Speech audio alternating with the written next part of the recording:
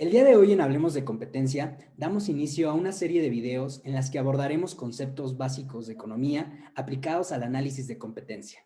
El día de hoy hablaremos sobre estructuras de mercado. Quédate con nosotros.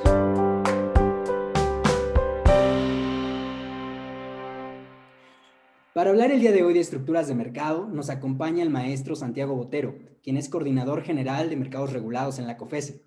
Santiago, muchas gracias por acompañarnos. Gracias, Oscar, y a todo el equipo de Hablemos de Competencia por la invitación. Es un gustazo tenerte aquí con nosotros. Y antes de arrancar, me gustaría señalar que todas las manifestaciones que se realicen en esta entrevista son a título personal y no representan ninguna posición institucional. Santiago, para comenzar, me gustaría preguntarte, cuando hablamos de estructuras de mercado, ¿a qué nos referimos? ¿Qué debemos entender por ello? Nos referimos básicamente, creo yo, a la forma en que se organizan los oferentes y los consumidores de un mercado determinado y que determina las interacciones estratégicas que hay entre ellos. Por ejemplo, en un mercado que llamaríamos de competencia perfecta, allí las interacciones serían tales que ningún oferente en el mercado tendría capacidad alguna para fijar las variables estratégicas con las que se compite en ese mercado. Mientras que si hablamos de otra estructura, digamos un monopolio o una estructura vertical donde hay alguien que controla un insumo que se requiere aguas abajo, allí ya estamos hablando de otras formas de interactuar entre los oferentes o entre los consumidores que les permitiría a los oferentes tener una mayor incidencia en las variables estratégicas. Y por variables estratégicas, pues normalmente los economistas pensamos únicamente en precio o cantidad, pero creo que tenemos que pensarlo en términos más amplios y especialmente con las nuevas discusiones que hay de mercados digitales y otras discusiones más recientes. No solo es cantidad y precio, sino calidad, variedad, innovación, otras características que pueden ser estratégicas en la forma en que interactúan las empresas y los consumidores en un mercado particular. Nos hablas que entonces una estructura de mercado es la forma en la que se organizan oferentes y demandantes. ¿En la teoría económica existe algún tipo de clasificación de estas formas de interacción? Nos platicabas un poco sobre competencia perfecta y monopolio. ¿Podrías enlistarnos otro tipo de estructuras que señala la teoría económica o son estas las básicas? Digamos que estas son las básicas en el sentido de que si vemos, digamos, un universo de estructuras de mercado, pues partiríamos desde aquellas que se parecen más a un mercado perfectamente competitivo hacia aquellas que se parecen más a un monopolio.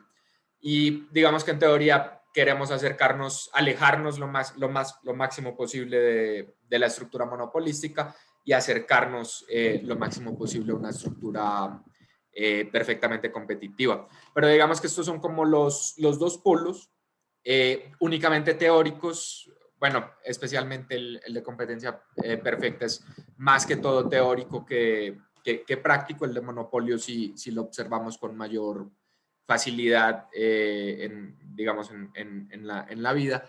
Pero entre estas dos, pues hay, digamos, puede ser incluso una infinita variedad de posibilidades que se analizan, digamos, ya muy determinadas. Son, por ejemplo, competencia oligopolística, que puede ser a la Bertrand, a la Cournot. Hay otros modelos, digamos, que tienen nombres propios dependiendo de en qué compitan las empresas, o una infinidad pues, de posibilidades que uno podría imaginarse que tendría que modelarlas, no que tienen nombre propio en la teoría económica, sino que uno tendría que modelarlas, por ejemplo, con herramientas de teoría de juegos o algo así. Y en la práctica de la competencia económica, ¿cuál es la importancia de identificar la estructura del mercado que estamos analizando? ¿Tiene alguna importancia práctica o es más un ejercicio teórico? La importancia es que nosotros podemos afirmar porque, bueno, que hay análisis cuantitativos.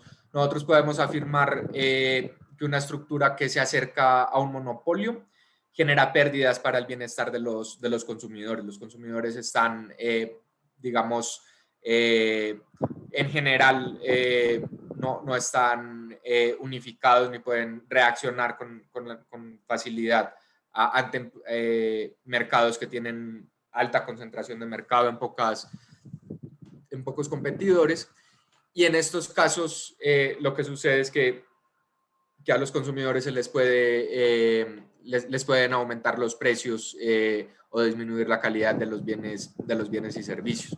Y esto es grave en cualquier escenario, tanto desde un punto de vista macroeconómico de las posibilidades que como país tengamos de acceder a una mejor calidad de vida, un mayor crecimiento económico, como desde el punto de vista microeconómico, porque, bueno, dependiendo de los sectores, pues afectan a unos consumidores u otros, pero puede afectar a consumidores de mercados que uno consideraría prioritarios por razones de política pública como el transporte, la alimentación, la electricidad, cosas que nos afectan a todos y especialmente a la población más vulnerable. Me regreso un poco cuando nos hablabas de los dos polos que hay, competencia perfecta y monopolio. Nuestro artículo 28 constitucional dice que en los Estados Unidos mexicanos están prohibidos los monopolios. Entonces, quisiera preguntarte si el fin último de este precepto constitucional es llegar o alcanzar la competencia perfecta. Suponiendo que esto fuera posible, ¿crees tú que el principio constitucional del 28 es alcanzar la competencia perfecta? Yo creo que ese sería un ideal teórico, pero no necesariamente un ideal alcanzable.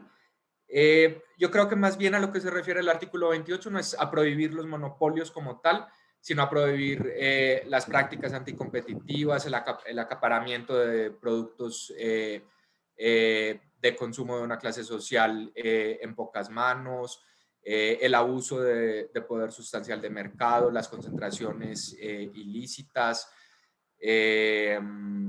las estructuras de mercado contrarias al proceso de competencia. Creo que esos son objetivos mucho más plausibles de alcanzar que prohibir los monopolios como tal, porque de hecho digamos, no quisiera ponerme en distinciones teóricas muy finas, pero uno podría pensar en estructuras de monopolio que tienen una racionalidad económica. Por ejemplo, y en este momento que está bastante en boga el desarrollo de medicinas, por decir algo, la investigación científica, uno podría pensar en qué en qué podría ser deseable, salvo otros mecanismos fiscales de desarrollo de procesos creativos, uno podría pensar que podría ser deseable confiar al mercado la retribución de esos procesos creativos, dándole a los creadores un derecho de explotación de un monopolio durante un periodo determinado por las invenciones que hagan. O, por ejemplo, si una empresa crea un mercado nuevo, pues va a ser monopolio en ese mercado, un nuevo desarrollo tecnológico necesariamente conllevará un monopolio, al menos temporal, por parte de una empresa. Entonces, no creo yo que el objetivo sea eliminar los monopolios como tal, sino el abuso del poder del monopolio. Aunque creo que en general eso es también hilar fino, porque, bueno, y esto es una opinión estrictamente personal, yo creo que un monopolio pues tiende a abusar de su poder de monopolio, pero no es al monopolio como tal a lo que nos oponemos, sino al abuso del poder del monopolio. Sí, como bien lo dices, y algunas ideas que tocaste me gustaría abordar un poquito más cuando lleguemos a la parte del monopolio. Y para dar continuidad con esta charla, me gustaría irme al otro extremo de las estructuras de mercado. Cuando hablamos de competencia perfecta, ¿a qué nos referimos? ¿Qué comprende la competencia perfecta? En competencia perfecta nos referimos a una estructura de mercado que es muy particular tanto desde el punto de vista de los demandantes, de nosotros quienes consumimos en el mercado, como desde los oferentes. Desde el punto de vista de los oferentes, tenemos un mercado que se caracteriza por ausencia de externalidades y por facilidad de entrada y salida en el mercado.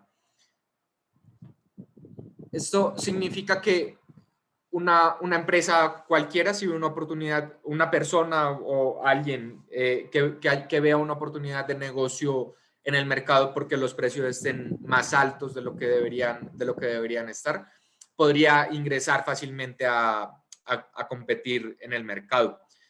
¿Que pueda ingresar fácilmente? Significa también que hay bajos costos hundidos. No necesariamente que sea gratis entrar a participar en el mercado, sino que los costos en los que tiene que incurrir los va a recuperar, es probable que los recupere al ingresar al mercado. Y además, si falla algo, si tiene que salir del mercado, los va a poder vender los insumos, la maquinaria que tiene en otro mercado.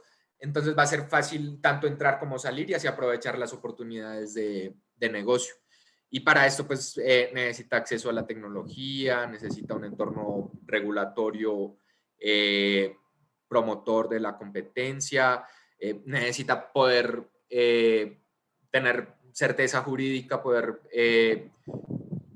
hacer un análisis razonablemente bueno sobre el futuro y cuáles son las posibilidades de que el negocio funcione, necesita poder observar los precios actuales en el mercado, etcétera.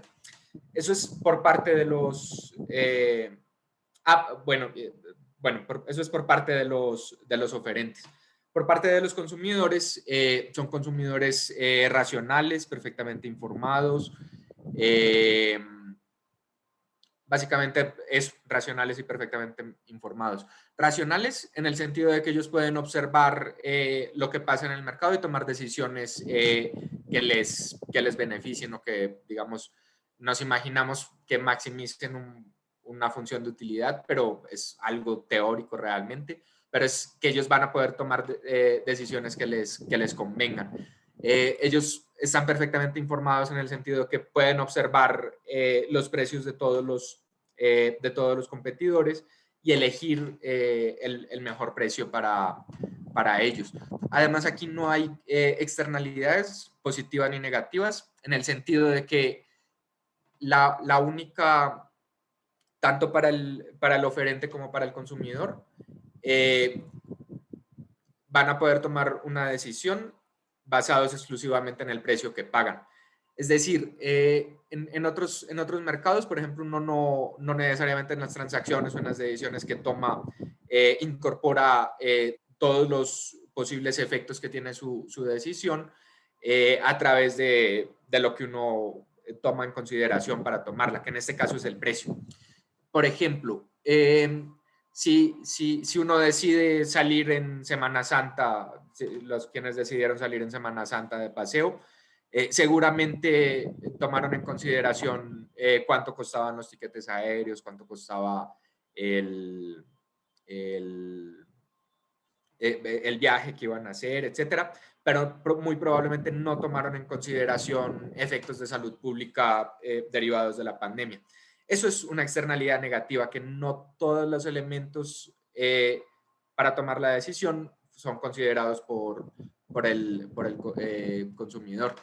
Esa es una externalidad negativa. Una externalidad positiva es, por ejemplo, si yo decido vacunarme contra alguna enfermedad, voy a tener un efecto positivo dentro de la comunidad en la que me encuentro, porque voy a impedir que la comunidad como tal, incluso quienes no están vacunados, se enfermen con facilidad de la enfermedad de la que yo me estoy vacunando.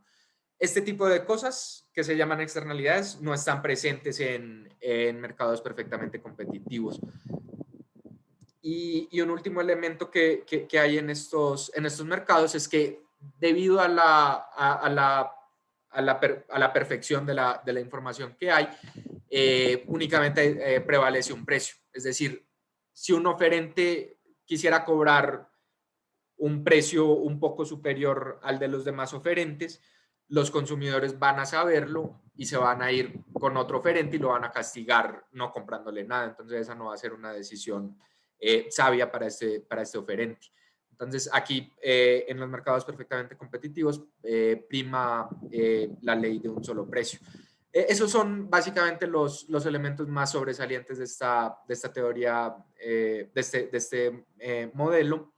Y lo que generan es, generan que la cantidad que se produce en el mercado, que la cantidad que se transa en este mercado sea la socialmente eficiente, en el sentido de que el costo de producir el último bien que se produce es exactamente igual a lo que lo valora el último consumidor que lo consume.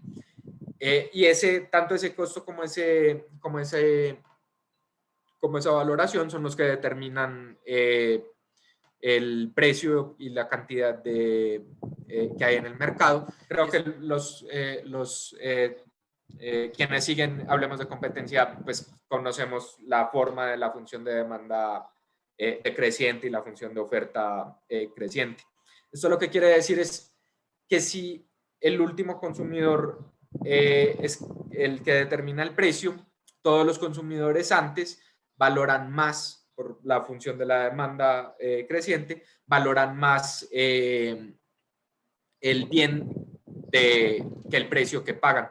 Y eso genera un efecto positivo que se llama excedente del consumidor. Todos obtienen un excedente y lo que decimos es que esta estructura de mercado genera el mayor excedente, tanto para los consumidores como para los productores, el mayor bienestar social posible. Salvo con otro caso extremo y también teórico, que es un monopolio perfectamente discriminador, pero entonces en competencia perfecta se alcanza el máximo excedente social y por eso es que valoramos ese modelo. Además es un modelo justo porque ese excedente se le respeta a quien lo tiene, a los consumidores por valorarlo y a los empresarios por producir de forma más barata. Hay otro modelo que también teórico, que también genera el máximo excedente social, que es el modelo de un monopolio perfectamente discriminador, pero este no tiene esta característica de justicia que sí tiene el modelo de competencia perfecta. Entonces, en ese sentido, digamos que esas son las características del modelo de competencia perfecta y esa es la razón por la que lo valoramos y queremos llegar hacia él. Nos comentabas entonces que las características esenciales de una estructura de competencia perfecta es que no hay externalidades, no hay barreras a la entrada ni salida, hay seguridad jurídica para los participantes del mercado y los consumidores son racionales y no existen asimetrías de información. Y los precios están dados por esta actividad que pareciera asemejarse a costo marginal. ¿Quiere decir entonces que en competencia perfecta no hay ningún agente con poder de mercado? ¿Esto sería correcto? Sí, eso es correcto, porque en este modelo de competencia perfecta, digamos, la característica desde el punto de vista de las empresas es que son precios aceptantes, es decir, ellas no determinan el precio, sino únicamente lo observan y con base en el precio que observan en el mercado deciden si participar o no en él. No pueden poner un precio superior porque si pusieran un precio superior todos los consumidores los abandonarían.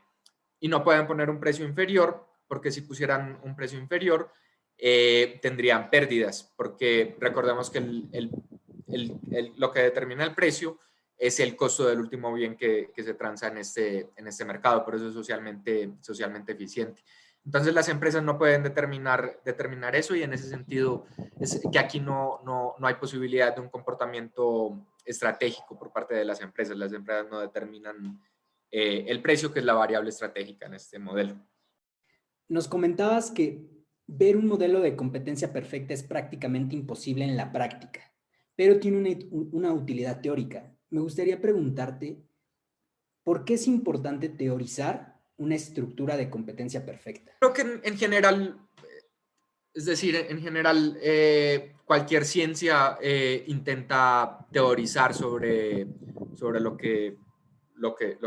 eh, cómo es la naturaleza. Por ejemplo, cuando yo estudié algo de física, pues hablábamos de cómo se comportan los cuerpos en el vacío. O uno estudia de matemáticas y matemáticas es cuerpos perfectos. Un abogado seguramente estudiará deontología por, o teoría del Estado desde una perspectiva deontológica, no necesariamente cómo es realmente el Estado, sino cómo aspiraríamos como colectivo humano que fuera el Estado. Y todo esto nos sirve primero para tener un punto de comparación con lo realmente existente, para decir si lo que observamos se acerca o no a un ideal, pero además nos permite poder comparar dos estructuras diferentes entre sí, en el sentido de cuál se acerca más o menos a este modelo. Entonces, yo creo que en general cualquier ciencia busca teorizar sobre condiciones ideales, reconociendo, por ejemplo, en física uno reconoce que existe la fricción, en derecho uno reconoce que no somos cuerpos perfectos. Bueno, las matemáticas no, porque son herramienta, pero si las matemáticas se acercaran un poco más, digamos, a la física, pues reconocerían que no aplica como tal el método de inducción matemática, por ejemplo, en el mundo real. Entonces, yo creo que todas las ciencias en general necesitamos fijar un marco de comparación que nos permita analizar el mundo en el que vivimos como tal. Y nos hablaste de que competencia perfecta alcanza el mayor bienestar social en una forma justa y que quizá el modelo de competencia perfecta no se puede dar en los hechos. Y ahora mi pregunta sería, ¿qué pasa con el bienestar social en una estructura de monopolio y un monopolio como tal se puede dar en la práctica? Nosotros tenemos que distinguir, digamos, diversas clases de monopolios. Y voy a hablar de un monopolio que no puede discriminar, digamos que es la forma en la que lo observamos o en la que podemos observarlo. Los monopolios sí se pueden dar en la práctica porque dependen de la tecnología que utilizamos para producir un bien o servicio. Estas tecnologías pueden exhibir comportamientos que hacen que no sea viable que haya más de una empresa en un mercado. Por ejemplo, tener una línea férrea o tener una línea de distribución de electricidad, o tender la última milla para llevar internet de alta velocidad a las casas en una ciudad, o para llevar agua potable o alcantarillado a las viviendas. Todas estas cosas tienen, contrario a lo que dijimos del modelo de competencia perfecta, que son facilidad de salida y facilidad de entrada al mercado, tienen justo lo contrario, que si tienes que salir del mercado, va a ser prácticamente imposible deshacerte de esa infraestructura y recuperar el costo que invertiste en ella. Entonces, eso se llama costos hundidos, y eso impide que un agente racional pues, tome un riesgo que haga que pueda perder esa inversión. Además, porque esa inversión, es decir, esa inversión que se hace, al igual que la inversión en publicidad, tiene el destino específico de participar en ese mercado y no tiene un uso alternativo que recupere el costo de la inversión. Eso por una parte. Y por la otra es una inversión bastante costosa. Es difícil que una empresa la pueda llevar a cabo. Estas dos cuestiones, que están bastante relacionadas, se llaman costos hundidos. O también puede pasar que haya externalidades por ejemplo, de red o algún tipo de externalidad. Por ejemplo, supongamos que yo utilizo una red social. Creo que en redes sociales está interesante porque uno sí compite, pero por generaciones, pero digamos mi generación utiliza Twitter o Facebook, por decir algo. Y, bueno, y yo prefiero Facebook porque sí. Y en Facebook están todos mis amigos. Sí, y yo valoro Facebook no solo por el producto como tal, sino por las relaciones que yo tengo con mis amigos dentro de Facebook.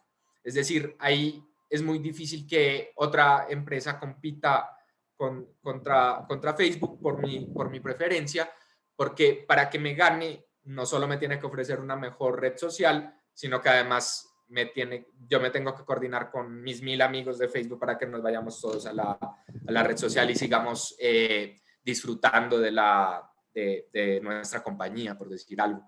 Eso se llaman externalidades de redes, son efectos directos de red que son difíciles de replicar por otra empresa y generan cierta presión hacia un monopolio.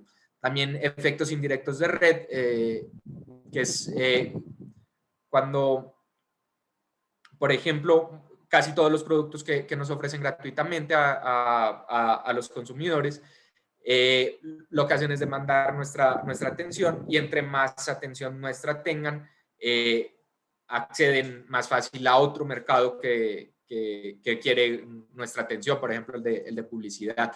Y esto hace que sea muy difícil para una empresa ganar, digamos, a uno de los sectores del mercado con suficiente, con el volumen que requeriría el otro sector. Además de externalidades de red y de costos hundidos, también podemos tener sistemas de propiedad intelectual, de propiedad industrial, podemos tener consideraciones políticas, por ejemplo, que hagan que en determinado momento histórico se prefieran, por ejemplo, que los trenes sean del Estado y que no sean una cuestión de competencia o que la infraestructura portuaria sea del Estado. Podemos tener cuestiones, o sea, podemos tener, digamos, muchas características que favorecen la existencia de monopolios en la práctica. Y cuando existe un monopolio, tenemos que ver ese monopolio que tanto es capaz de distinguir entre los usuarios o no. Porque si prevalece la ley de un solo precio, que es la que vimos en el modelo de competencia perfecta, lo que sucede es que el monopolio va a poner un precio que es superior al precio de mercado, al precio de competencia perfecta, va a poner un precio superior. Obviamente, con un precio superior, pues va a ser menor la cantidad que van a demandar los consumidores en este mercado. O sea, vamos a sacar una determinada porción de la población de disfrutar el bien del que estamos hablando. Al monopolio esto le va a servir porque, aunque sea menor la cantidad, el mayor precio más que compensa la pérdida de consumidores, o sea, su ganancia va a ser superior a la que obtendría una empresa con el precio de competencia perfecta, pero el costo que va a imponer es, bueno, primero que va a sacar a esta gente del mercado. Ese costo lo vamos a, digamos, teóricamente lo vamos a analizar como una pérdida irrecuperable del bienestar, y además le va a subir el precio a los consumidores que sí van a participar en el mercado. Entonces, digamos que va a hacer que disminuya su excedente. Esos dos van a ser los efectos y la ventaja va a ser que el monopolio va a obtener una utilidad mayor. Entonces, básicamente esto pasa y por eso decimos que es ineficiente en el mercado. Estos son digamos, los monopolios más extremos. Hay otros monopolios que sí podrían discriminar, por ejemplo. cuando uno va a Six Flags, digamos, dentro de Six Flags todo es ofrecido por la misma empresa, y pues allá lo pueden vender a uno, pagar algo adicional para acceder a la fila rápida, o pagar algo adicional para acceder a alimentos ilimitados, otras cosas. Digamos que tiene estrategias, o no sé, me imagino que también podrá pedir a uno la identificación de estudiante o así para ofrecerle un descuento, cosas así que hacen que este monopolio tenga herramientas para distinguir qué consumidores valoran más y menos el servicio que les está ofreciendo. Entonces, esto hace que esa posibilidad de discriminación disminuye digamos, el efecto perverso del monopolio en el mercado, en el sentido de que la pérdida irrecuperable del bienestar es menor. Y en un caso extremo, también teórico, pero al que probablemente cada vez nos vamos a acercar más si se desarrollan suficientes los algoritmos de inteligencia artificial, y eso es el monopolio que sea capaz de saber exactamente cuánto valora cada consumidor el producto.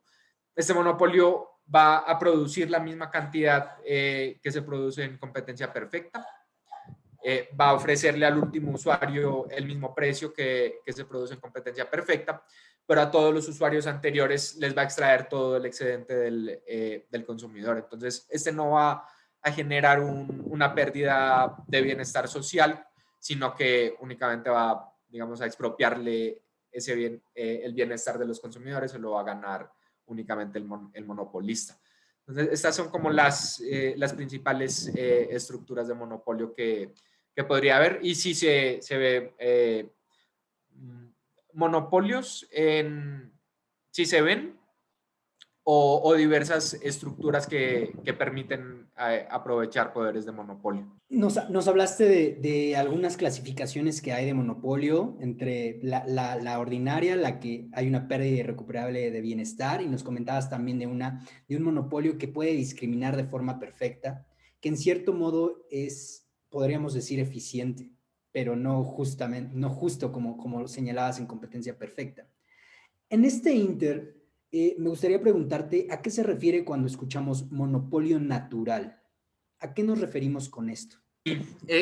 Yo quisiera complementar con respecto a lo a lo que acabas de decir, es que esto de la justicia o no, finalmente es un asunto político, no es un asunto, creo yo, que nos corresponda a los economistas.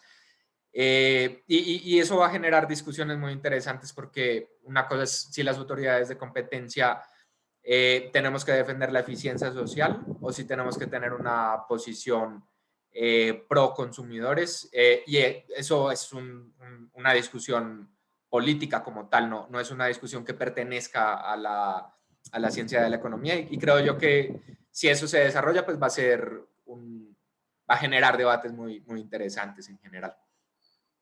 Los monopolios pueden ser naturales o no. O sea, por ejemplo, decíamos que si alguien crea un nuevo mercado, pues va a ser monopolio al principio, pero luego van a poder entrar allí otras empresas. Digamos, me pongo yo a pensar como Ford a principios del siglo XX, pues tuvo un monopolio de carros, pero la función de producción de los carros es tal que permite que otra empresa también pueda llegar a ser tan eficiente como Ford en la producción, y hoy vemos pues Mitsubishi, Toyota, vemos otras marcas de carros. Entonces ese era un monopolio como digamos histórico, una contingencia histórica que genera un monopolio, pero no natural, porque la evolución tendió a permitir la entrada de otras empresas y a que esas empresas compitieran entre sí.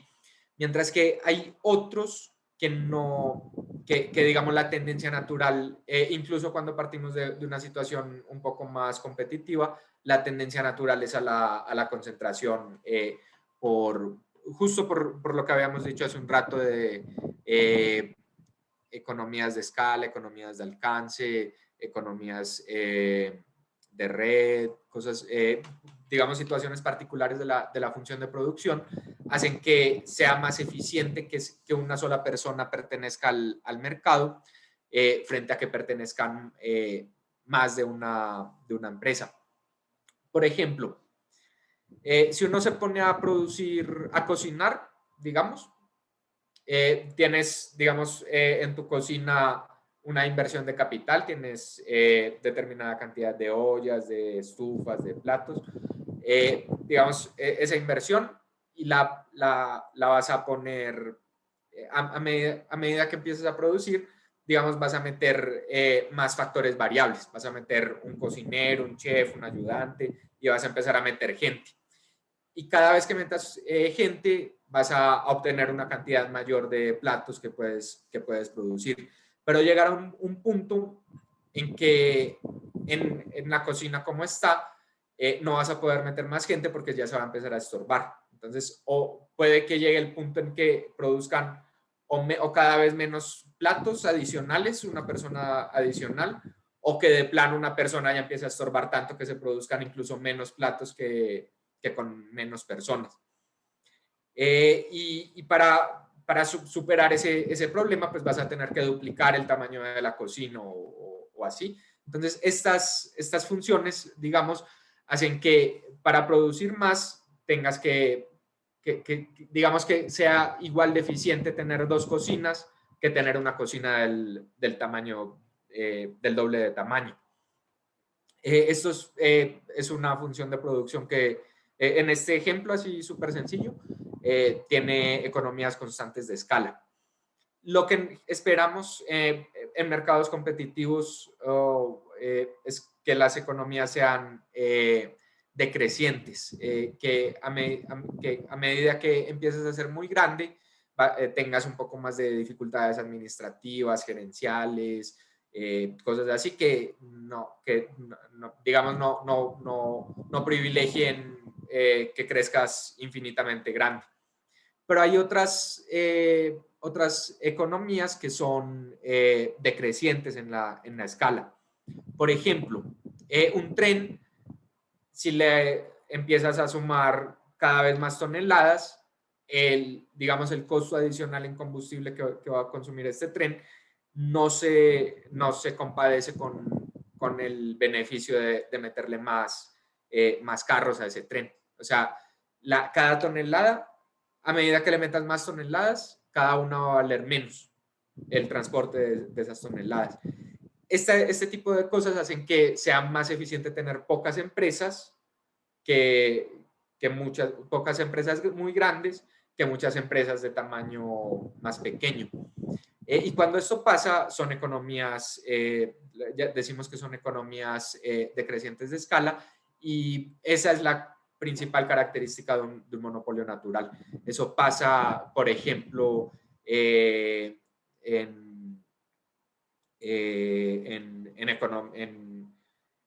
tamaños de los barcos, que cada vez tienden a ser más grandes, en las tuberías que, digamos, es más barato aumentar el diámetro de una tubería por la cantidad de fluidos que va a pasar a través de ella, de redes eléctricas, pasan varios sectores. Pareciera que un monopolio natural o una estructura similar a monopolio natural es más común de lo que parece, y en muchas industrias pudiéramos encontrar este tipo de estructuras. En vista del tiempo, Santiago, vamos cerrando esta entrevista, pero me gustaría preguntarte, si pudieras definir monopolio en una frase corta, ¿cómo definirías monopolio? Mejor abuso del monopolio. El abuso del monopolio es cuando unas pocas empresas tienen la capacidad y los incentivos de extraerle renta a los consumidores, y por eso necesitamos una política pública que favorezca a los consumidores y regule a estos monopolios e impida que hagan eso. ¿Algún comentario final sobre lo que es una estructura de mercado?